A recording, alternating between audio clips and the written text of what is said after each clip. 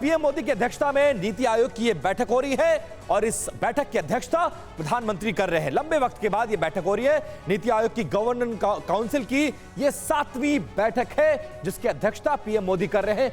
केंद्र और राज्य सरकारों के बीच विचार विमर्श का यह सबसे अहम मंच है जहां आमने सामने तमाम लोग होते हैं और अपनी आइडियाज को शेयर करते हैं और देश के प्रति उनका विजन क्या है उसको लेकर भी बातचीत होती है। सभी राज्यों के सीएम, इसके अलावा यूनियन टेरिटरीज है उसके गवर्नर, नीति आयोग के अध्यक्ष और पूर्णकालिक सदस्य इस बैठक में शामिल होते हैं और इस तरह की बैठक को बुलाया जाता है। विशेष तौर पर आमंत्रित मेंबर के रूप में कई सारे केंद्रीय मंत्री भी ऐसे हैं जो इस बैठक में हिस्सा लेते हैं और अपना विजन देश के प्रति, तमाम मंत्रालयों के प्रति जो होता है वो बताते हैं। आज की बैठक क्यों अहम है यह आपको अब हम बताने की कोशिश करने जा रहे हैं। दरअसल जुलाई 2019 के बाद गवर्निंग काउंसिल की ये पहली प्रत्यक्ष बैठक है क्योंकि 2019 के बाद कोविड आ गया था और उसके बाद से इस तरह की बैठक नहीं हुई।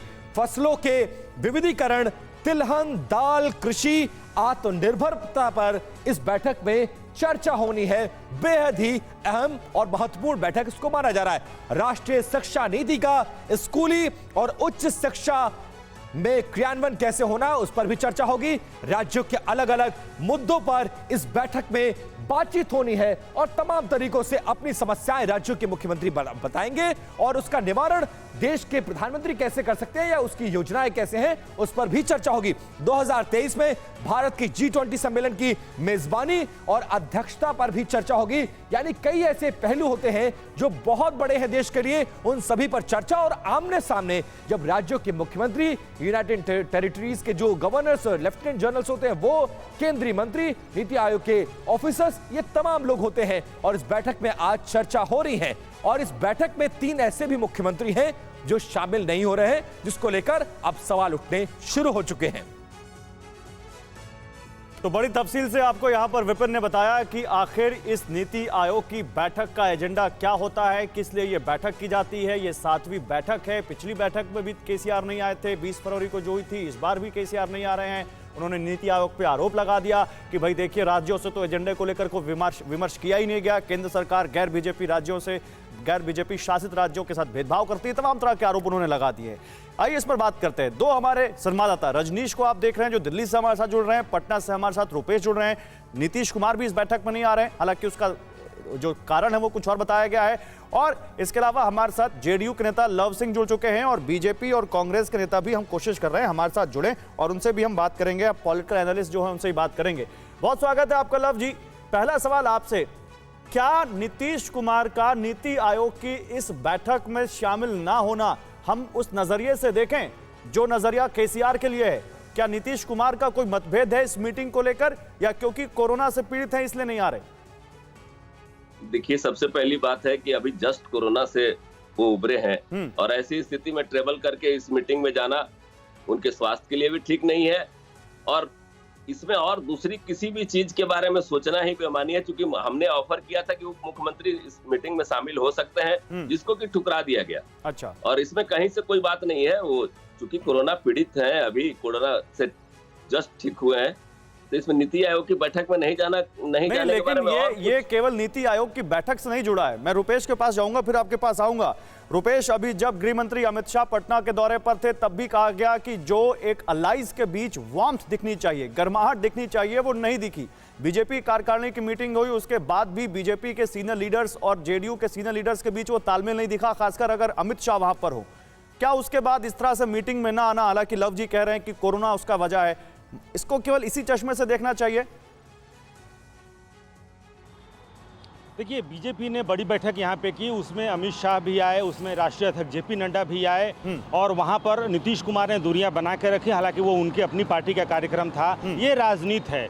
लेकिन नीति आयोग की बैठक और नीतीश कुमार, ये राजनीति नहीं है। नीतीश कुमार एक राज्य के मुख्यमंत्री हैं और बैठक नीति आयोग की हो रही है। और नीति आयोग की बैठक को लेकर पूर्व से भी जब भी बिहार के मुख्यमंत्री बिहार को विशेष राज्य के दर्जे की बात करते हैं तो नीति आयोग की बैठक और नीति आयोग की रिपोर्ट को बहुत जोर शोर से बात करते हैं। और फेडरल स्ट्रक्चर, ये जो 2 शब्दों का जो युग्म है, इसकी बार बार चर्चा खुद नीतीश कुमार करते हैं कि केंद्र और राज्य का जो संबंध, जिसे फेडरल स्ट्रक्चर कहते हैं, फेडरल स्ट्रक्चर की क्या सैंक्टिटी है, इसकी चर्चा अक्सर नीतीश कुमार करते हैं। लेकिन जहां तक कोरोना की बात है, नीतीश कुमार कोरोना से पीड़ित थे, लोगों ने दुआएं की कि वो जल्द ठीक हो जाएं। नीतीश कुमार जल्द ठीक भी हुए और उन्होंने गंगा घाटों का निरीक्षण भी किया। क्या बिहार में बाढ़ की संभावनाएं हैं, इसको लेकर बाजाप्ता उन्होंने अपने सहयोगियों के साथ, मंत्रिमंडल के सहयोगियों के साथ, अफसरों के साथ गंगा घाटों का बाहर निकल करके निरीक्षण भी किया। और सूचना ये भी है कि कल जनता दरबार भी लगाएंगे। की बैठक में उनका ना आना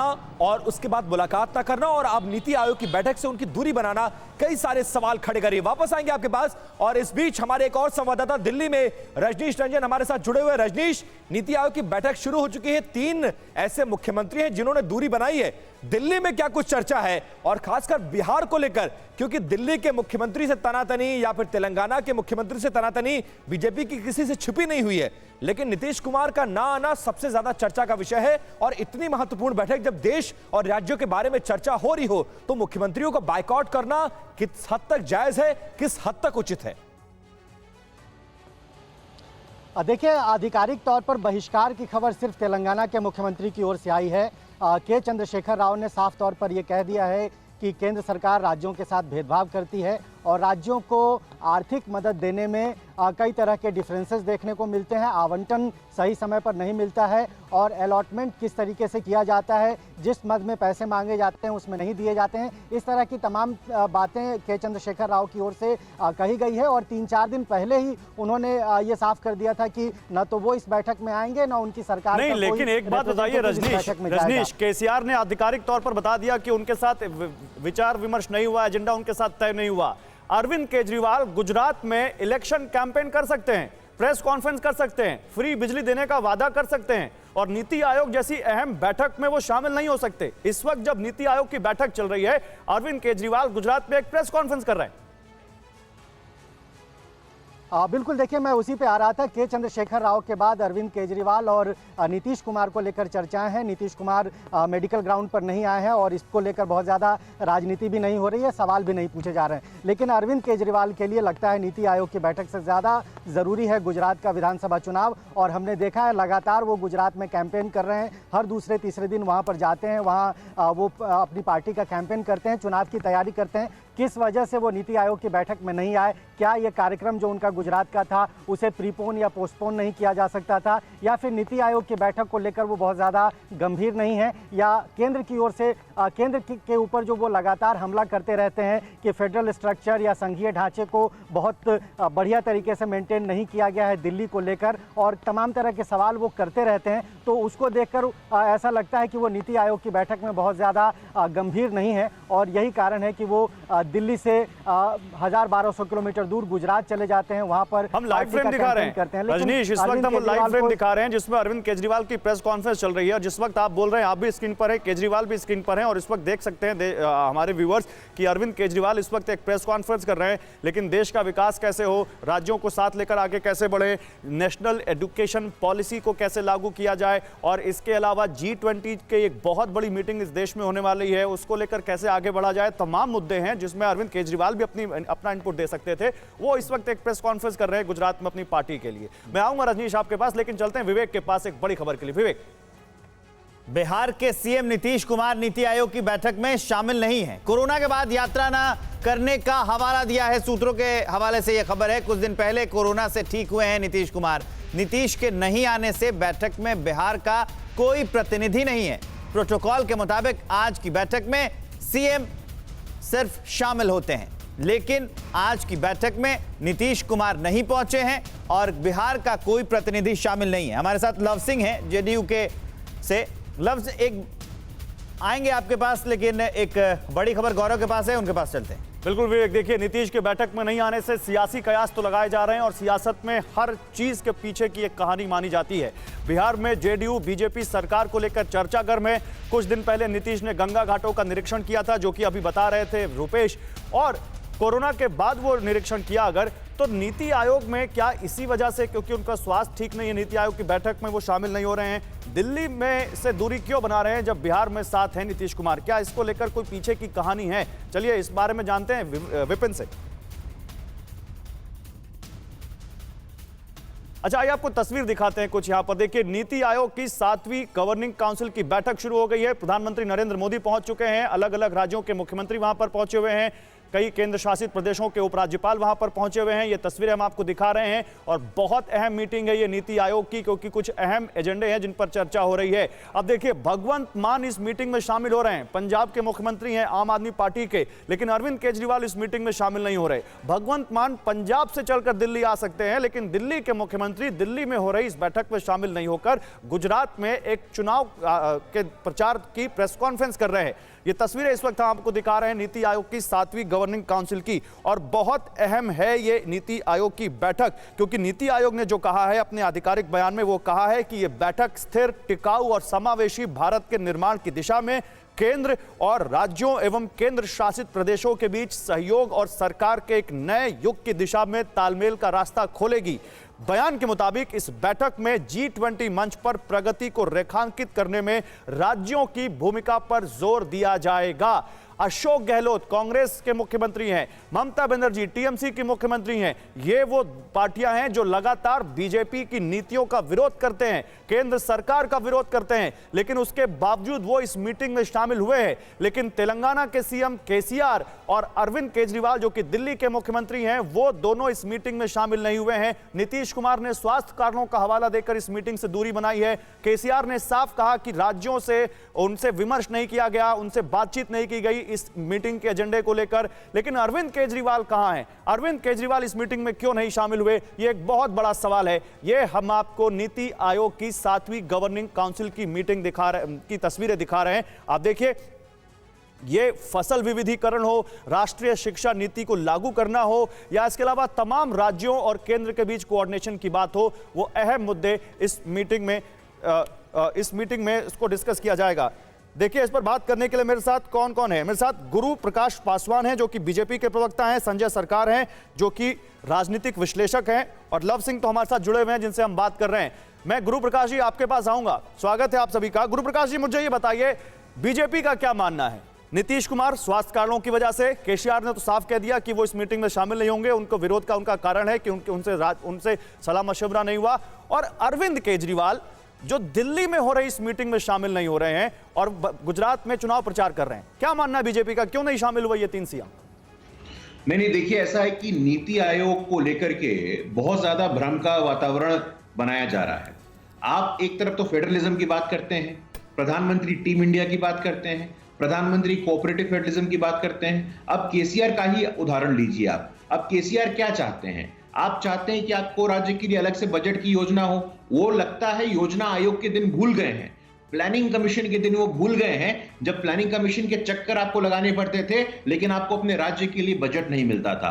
केसीआर का कुल एजेंडा बस रह गया है कि बाप बेटे की सरकार, परिवार की सरकार, उसके बियॉन्ड उनको कुछ दिखता नहीं है। जिस तरह के रिफॉर्म्स, हम अगर फाइनेंशियल फेडरलिज्म की बात करें, फाइनेंस कमीशन की बात करें, नीति आयोग ने यह सुनिश्चित किया है जितने भी टैक्स रेवेन्यूज में वो स्टेट का शेयर बढ़ा है, सेंट्रल की टैक्स में वो सब हम बातें नहीं कर रहे हैं, हम तो आपसे पॉलिटिक्स की बात कर रहे हैं। मैं आपसे पूछ रहा हूं नीतीश कुमार, सबसे पहले नीतीश कुमार पे जवाब दे दीजिए। नीतीश कुमार क्यों नहीं आए और उसके पीछे आपको कोई दिक्कत लगती है? क्योंकि हमने देखा है पिछले कुछ दिनों में कुछ तो रिश्तों में कुछ तो खींचातानी आई है बीजेपी और जेडीयू के, चाहे वो अमित शाह जी गए हों पटना और चाहे आज नीति आयोग की इस बैठक में नीतीश कुमार ना आए। मैं आ रहा हूं, रुपेश बताइए क्या कहना है आपको। रुपेश को जानकारी दे रहे हैं, फिर मैं आता हूं। रुपेश बोलिए। देखिए, बिहार के मुख्यमंत्री नीतीश कुमार, अभी आज राष्ट्रीय हस्तकरघा दिवस है और राष्ट्रीय हस्तकरघा दिवस पर जो कार्यक्रम आयोजित किया गया है, उस कार्यक्रम का उद्घाटन बिहार के मुख्यमंत्री नीतीश कुमार करेंगे। और ये मुख्यमंत्री सचिवालय से अभी तुरंत ये उनका कार्यक्रम यहाँ पे भेजा गया है कि बिहार के मुख्यमंत्री नीतीश कुमार के कर कमलों से राष्ट्रीय हस्तकरघा दिवस पर जो कार्यक्रम आयोजित है, जिसमें शहनवाज हुसैन भी रहेंगे, और इस कार्यक्रम का उद्घाटन मुख्यमंत्री नीतीश कुमार करेंगे। यानी कि देखिए, सबने दुआएं की थी कि नीतीश कुमार जल्द से जल्द स्वस्थ हो जाएं। नीतीश कुमार स्वस्थ भी हो गए, उन्होंने गंगा घाटों का निरीक्षण भी किया। अब वो हस्तकरघा दिवस पर जो कार्यक्रम आयोजित है उसका उद्घाटन भी कर रहे हैं, लेकिन नीति आयोग की बैठक में नहीं गए हैं। और सूचना ये भी है कि कल जो जनता के दरबार में मुख्यमंत्री कार्यक्रम होता है, वो कार्यक्रम आयोजित भी होगा। इसकी भी तैयारी यहाँ पे तो सवाल खड़े होते हैं। गुरु प्रकाश जी देखिए, हाथ कंगन को आरसी क्या और पढ़े लिखे को फारसी क्या। अभी अभी सामने हमारे लाइव चैनल पर ये जो न्यूज आ रही है वो बता रहे हैं रुपेश कुमार की, देखिए अभी अभी रिपोर्ट आ रही है कि उन पटना में तो सारे कार्यक्रमों में शामिल हो रहे हैं, तो एक सीएम दिल्ली नहीं आ सकते पटना से चलकर, उनके पास तो कौन सारी सुविधाएं हैं। नहीं, देखिए इसमें अनावश्यक कुछ पॉलिटिक्स देखने की आवश्यकता नहीं है। ऐसे तमाम तरह के कहानी लोग बनाते हैं, लेकिन मुझे लगता है कि भाजपा और जदयू का संबंध अटूट है। नहीं तो और कहानी इस पे क्या है ये इसमें? कैसा अटूट संबंध है गुरुप्रकाश जी कि गृह मंत्री राष्ट्रीय अध्यक्ष पटना जाते हैं और मुख्यमंत्री से मुलाकात तक नहीं करते हैं? मानते हैं पटना में जो कार्यकारिणी की बैठक थी वो भाजपा की थी, मानते हैं कि वहां पर उनका आना वाजिब नहीं था, लेकिन जो ज्वाइंट अलायंस चल रहा है उसके सबसे बड़े लीडर, सबसे बड़े चेहरे से आप लोग मुलाकात तक करना वाजिब नहीं समझते हैं? वो मुख्यमंत्री प्रधानमंत्री की बैठक का बायकॉट करता है, दूसरे कार्यक्रमों में शामिल होता है और आप कहते हैं ऑल इज वेल। अब जरा थोड़ा सुनिएगा धैर्यपूर्वक, मैं आपसे आग्रह करता हूं। हाँ। सरकार का प्रतिनिधि कोई है कि नहीं वहां पे? तारकिशोर प्रसाद हमारे उप मुख्यमंत्री, वो वहां पे सरकार का पक्ष रख रहे हैं। और बॉयकॉट शब्द कैसे आप बोल सकते हैं? मैं विरोध करता हूं इस बात का। हाँ। बॉयकॉट करना क्या होता है? बॉयकॉट करना होता है नहीं, आप कह रहे हैं तारकिशोर जी हैं हमारे साथ, तो जेडीयू के नेता हैं लव सिंह जी, वो कह रहे हैं कि हमने उप मुख्यमंत्री को शामिल होने की इजाजत मांगी, केंद्र सरकार ने मना कर दिया कि इसमें कोई उप मुख्यमंत्री शामिल नहीं हो सकता। लव सिंह जी आप बताइए, तारकिशोर जी हैं, बीजेपी के नेता तो कह रहे हैं कि तारकिशोर जी शामिल हो रहे हैं, आपने कहा कि उप मुख्यमंत्री को शामिल होने की इजाजत नहीं दी केंद्र सरकार ने। दोनों में कन्फ्लिक्ट यही नजर आ रहा है, बताइए लव सिंह जी।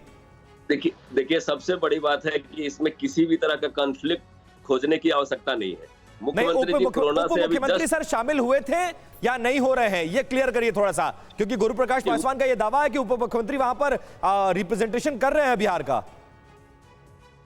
उप मुख्यमंत्री को रिप्रेजेंटेशन करने की इजाजत मांगी गई थी, पता नहीं अभी अगर मिला होगा मुख्यमंत्री जी शामिल हो रहे हैं तो मुझे नहीं पता इस बात की। लेकिन जहां तक माननीय मुख्यमंत्री जी के स्वास्थ्य का सवाल है तो बिल्कुल अस्वस्थ है। और आप बीच में भी एक सवाल पूछ रहे थे कि जब जेपी नड्डा जी और अमित शाह जी गए उस समय मुख्यमंत्री जी ने उनसे मुलाकात नहीं करी, उस समय तो मुख्यमंत्री जी कोरोना संक्रमित थे। ये कमाल की अस्वस्थता है, ये कमाल की अस्वस्थता है कि दूसरे कार्यक्रमों में शामिल होते हैं और इस बैठक में नहीं जाते। हमारे साथ एक पॉलिटिकल एनालिस्ट बने हुए हैं। सरकार साहब एक बात बताइए कि आप इस राजनीति को किधर जाते हुए देख रहे हैं कि राजनीतिक पार्टियों की आपसी जो प्रतिद्वंदिता है, जो द्वेष है, वो विकास के रास्ते में जो मीटिंग होनी है उस पर निकलकर सामने आ रही है? राजनीति कहां जा रही है हमारी? देखिए, पहले तो बंगाल के जो मुख्यमंत्री है ममता बनर्जी इस मीटिंग में शामिल हुए। शामिल होने के कारण बहुत है। देखिए 1,09,000 करोड़ रुपए जीएसटी पाते हैं, एक नंबर बात। और काफी आप मालूम है लास्ट 2 साल में बंगाल में तूफान के चक्कर में लगभग 40 से 45 हजार करोड़ रुपए हम सेंट्रल से पाते हैं। इसके अलावा 100 दिन का पैसा जो है और भी कुछ कृषि कानून के जो पैसा है, ये सब मामला हम वहां पर उठाएंगे। इस मामला में चर्चा होगा, दीदी चर्चा करेगी और स्टेट को जो डेवलपमेंट है वहां सबसे बड़े स्टेट के डेवलपमेंट के लिए ये अच्छी बात है कि राजनीतिक विरोध अपनी जगह, लेकिन जब देश का सवाल हो, राज्यों का सवाल हो, तो तमाम चीजों को दरकिनार करके ममता बनर्जी दिल्ली पहुंची हैं। ना सिर्फ वो इस नीति आयोग की बैठक में शामिल हो रही है, बल्कि कल उन्होंने प्रधानमंत्री से भी मुलाकात की थी। इस बीच आपको बताते हैं कि बिहार में साथ और दिल्ली से दूरी क्यों, ये क्यों कहने जा रहे हैं हम, वो समझने की दरअसल कोशिश करिए, क्योंकि नीतीश कुमार इस बैठक में शामिल नहीं हो रहे हैं। क्या सही में, सवाल इसलिए उठ रहे हैं और ये सवाल इसलिए भी वाजिब है कि क्या सही में कोरोना की वजह से बैठक में नहीं आए नीतीश कुमार, तब जबकि हथकरघा दिवस पे कार्यक्रम में वो पटना में शामिल हो रहे हैं। कोरोना से उबरने के बाद गंगा घाटों का निरीक्षण कर चुके हैं नीतीश कुमार, उसके बावजूद दिल्ली से वो दूरी क्यों बनाते हैं? खबर है कि सोमवार को वो जनता दरबार भी लगाएंगे और रविवार को जो दिल्ली में नीति आयोग की बैठक है उस बैठक से उन्होंने दूरी बना ली। बिहार सरकार में खींचतान की वजह से नीतीश कुमार दिल्ली नहीं आए हैं और यह भी कयास लगाए जा रहे हैं कि दिल्ली से नीतीश कुमार नाराज हैं। बैठक में ना आकर नीतीश कुमार ने अपना विरोध संदेश बीजेपी के आला कमान के साथ साथ प्रधानमंत्री को भी दे दिया है कि सब कुछ गठबंधन में ठीक नहीं है और नीतीश नीति आयोग की रैंकिंग से भी नाराज है, जिसमें बिहार को नीचे रखा गया था। ये सोर्सेस क्लेम कर रहे हैं और इसके बाद ये सवाल उठने शुरू हो गए। अब आपको बताते हैं कि नीतीश कब प्रधानमंत्री मोदी और केंद्र सरकार के कार्यक्रम में नहीं आए और उन्होंने इससे दूरी बनाई। अब तक 2 बार प्रधानमंत्री की बैठक में उन्होंने दूरी बनाई और आने से इनकार कर दिया और बैठक में शामिल नहीं हुए। आज जो नीति आयोग की बैठक है उससे भी नीतीश कुमार ने किनारा कर लिया और साफ तौर पर कह दिया कि वो नहीं आएंगे। इसके साथ साथ पूर्व राष्ट्रपति रामनाथ कोविंद के सम्मान में पीएम द्वारा आयोजित जो भोज दिया गया था उससे भी नीतीश कुमार ने दूरी बना ली थी और उस बैठक में भी वो शामिल नहीं हुए थे। इसके साथ साथ राष्ट्रपति द्रौपदी मुर्मू के शपथ ग्रहण समारोह से भी नीतीश कुमार ने दूरी बनाई थी, तब जबकि उसमें तमाम राज्यों के मुख्यमंत्री शामिल हुए थे। इसके साथ साथ सिर्फ प्रधानमंत्री के कार्यक्रम नहीं बल्कि गृह मंत्री के द्वारा बुलाई गई कई बैठकों को भी उन्होंने बहिष्कार किया है। अमित शाह की बुलाई गई मुख्यमंत्रियों की बैठक में भी नीतीश कुमार शामिल नहीं हुए थे। शाह की बैठक में नीतीश कुमार ने बिहार के डिप्टी सीएम को भेज दिया था और खुद उन्होंने इस बैठक से दूरी बना ली थी। इसीलिए सवाल उठाया जा रहा है कि सरकार हम तो साथ चलाएंगे लेकिन हम आपके साथ इस तरह की जो बैठकें होंगी उसका बहिष्कार करेंगे। गुरु प्रकाश पासवान जो कि प्रवक्ता है बीजेपी के बिहार के, गुरु प्रकाश जी, अब भी आपको लगता है कि पानी की तरह चीजें साफ करने के बाद, एक एक डाटा, एक एक डिटेल बताने के बाद अब भी आप कोई क्लैरिफिकेशन देना चाहेंगे इस पर? गृह मंत्री की बैठक में शामिल नहीं होते, प्रधानमंत्री की बैठक में शामिल नहीं होते, राष्ट्रपति के लिए जो भोज दिया जाता है उसमें शामिल नहीं होते, सम्मान समारोह में शामिल नहीं होते और उसके बाद आप कहते हैं सब कुछ ठीक है। नहीं देखियो, जहां जहां शामिल हुए वो भी तो बताइए ना जी। जहां जहां शामिल हुए, अभी बिहार में शताब्दी समारोह हुआ था, वहां एक मंच पे थे, ये भी बताना चाहिए आपको। ये सेलेक्टिवली कुछ चीजों को बताना, चीजों को सनसनीखेज करने के लिए कुछ सिलेक्टिव डेटा उठाना, ये गलत मैं मानता हूं। अच्छा। अभी जब प्रधानमंत्री जी आए थे पटना, विधानसभा का शताब्दी समारोह था तो दोनों मंच पे थे, दोनों ने बातचीत की थी। अब इसका ये अर्थ थोड़ी ना है अब 10 जगह वो लोग जाते हैं, साथ में रहते हैं, 2 जगह नहीं जाते तो उसका खबर बनता है। वो तो सीएम का प्रोटोकॉल होता है, जब किसी राज्य में प्रधानमंत्री आएंगे तो वो प्रोटोकॉल का पालन करने के लिए उनको जाना ही जाना अगर वो राज्य में है। लेकिन जब गृह मंत्री जाते हैं, पार्टी का राष्ट्रीय अध्यक्ष जाता है, उस पार्टी का राष्ट्रीय अध्यक्ष जिसके साथ आप सरकार में हैं, जिसकी बदौलत आप पार्टी छोटी होने के बावजूद मुख्यमंत्री होकर बैठे हैं, उसके बावजूद आप मिलना तक उचित नहीं समझते, समय तक नहीं मांगते, समय तक नहीं देते। देखिए, यदि आपने ये सोच करके आप आए हैं कि आपको कोई पॉइंट प्रूव करना है तो ऐसा नहीं है। प्रधानमंत्री जब आते हैं तो नीतीश कुमार जी मिलते हैं। अभी अमित शाह जी पिछले बार आए थे, उनका कार्यक्रम था आरा में, वीर कुंवर सिंह विजय उत्सव था, उसमें दोनों ने मिला, दोनों की आधे घंटे की बैठक हुई थी। तो ये तो चलिए नहीं गुरु प्रकाश जी, ना। ठीक है, आपकी बात है, आप अपनी लाइन से नहीं हटेंगे और हम हैं तो हम सवाल पूछते रहेंगे, हमारा काम है। अब आप सेलेक्टिवली समझिए चाहे अच्छे समझिए, नीति आयोग की छोटी बैठक नहीं होती, सेलेक्टिव है तो भी होना चाहिए क्योंकि नीति आयोग की बैठक छोटी नहीं है। 7वीं बैठक के प्रधानमंत्री चेयर कर रहे हैं, कोई छोटा कार्यक्रम होता तो समझ में भी आता, बहुत बड़ा कार्यक्रम है। लेकिन मैं अब यहां पर आना चाहता हूं जो हमारे साथ पश्चिम बंगाल से राजनीतिक विश्लेषक हैं संजय सरकार, उनके पास। संजय भाई, टीएमसी हमने देखा है, आपने एनडीए के उम्मीदवार को समर्थन नहीं दिया राष्ट्रपति चुनाव में, आपने एनडीए के उम्मीदवार को उपराष्ट्रपति पद में भी समर्थन नहीं दिया, लेकिन ऐसा क्या है यहां पर जो ममता बनर्जी कई बार प्रधानमंत्री की मीटिंग तक से निकल आई, हमने देखा पश्चिम बंगाल में चुनावों के दौरान।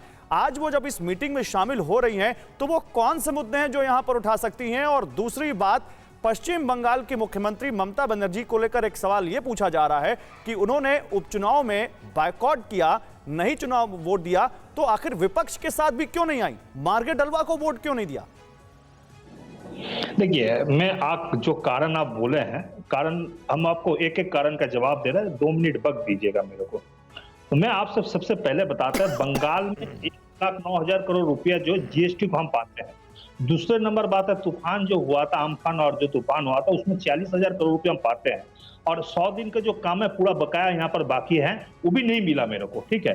और तीसरे नंबर बात है, यहाँ जो मीटिंग हो रही है ये डेवलपमेंट के लिए मीटिंग हो रहा है। मैं स्टेट को, बेरोजगार को रोजगार देंगे, हम यहाँ बात करेंगे, किसी जो किसान है उसको सक्सेस देंगे, उसका हम यहाँ बात करेंगे, किसान को नहीं, वो सारी बातें आप करिए, बिल्कुल करिए और आपको करनी चाहिए। लेकिन मेरा एक सवाल जो था, मैं उस पर आना चाह रहा था, आप उस सवाल को सुन लीजिए। आप राजनीतिक गलियारों में यह चर्चा है कि पार्थो चटर्जी की गिरफ्तारी के बाद ममता बनर्जी की टोन डाउन हुई है, क्या माने इसको?